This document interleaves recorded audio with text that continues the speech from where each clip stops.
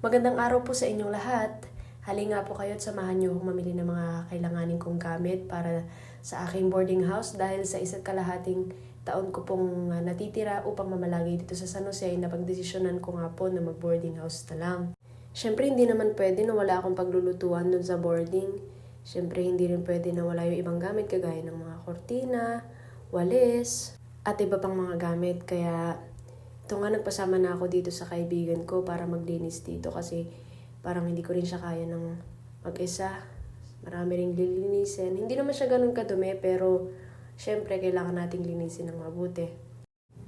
At ayan, syempre bago kami magsimula maglinis, kumain muna kami para may lakas naman kaming magkukuskus ng lababo at yung inidoro. Sa Jollibee na nga lang din kami bumili ng pagkain kasi nga yung mas malapit dito sa boarding ko. Nilalakasan at tinadamihan ko na nga rin kumain kasi alam ko mamaya mapapagod talaga ako magkuskus ng CR. At sabi ko nga rin sa kaibigan ko, kumain siya ng marami kasi alam mo na. Shoutout sa iyo, Kathleen. Salamat nga pala sa pagtulong sa akin sa paglilipat ng mga gamit ko at salamat din sa pagtulong sa paglilinis nitong boarding ko ngayon. So yan nga, hindi rin nagtagal after namin kumain nagsimula na rin kami maglinis. Siya nga yung nagkukuskus ng lababo at ako naman yung dun sa CR.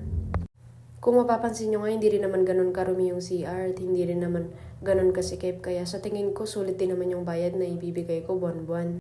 Hindi ko pa nga natapos nito yung sa CR pero lumabas muna ako, tinignan ko si Kathleen para i-check kung ano yung ginagawa niya dun sa lababo. So nakita ko nga siya, nililinis niya yung gilid-gilid, pati yung mga pinamili kong plato, tasa, mga kutsara.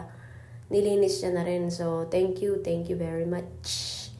Ayan, bago nga ako bumalik dun sa CR, tinulungan ko muna siya rito sa sala at sa kusina. Nag-agaw-agaw konti, pero kagaya nga ng sabi ko kanina, hindi naman siya ganun karumi, kaya hindi na rin siya ganun kahirap linisin.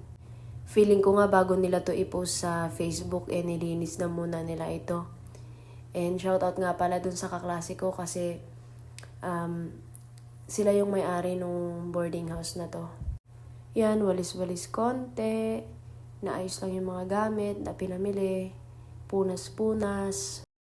Kung makikita nyo nga dito ay may mga nakakalat pang mga gamit. Ito nga yung mga gamit ko, nakadadala ko lang kaya yan, hindi pa siya nakaayos lahat.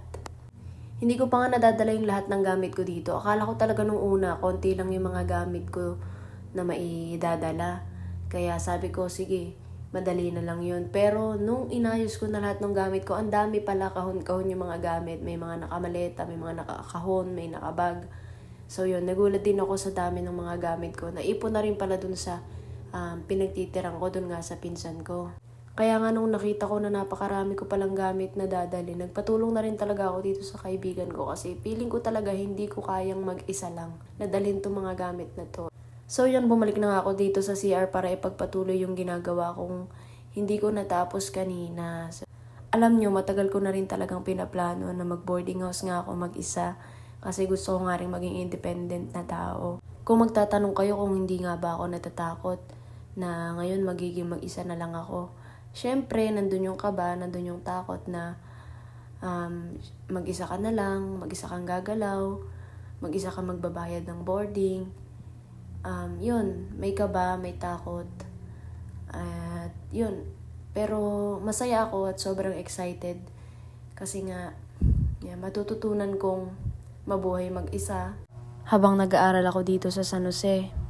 Third year college na ako at gaya ng sabi ko kanina, 1.5 taon na lang. Ako ang gagawa ng lahat para sa sarili ko araw-araw, which is syempre alam ko naman ang gawin kasi nga nakitira rin naman ako sa ibang bahay at sa bahay nga rin namin.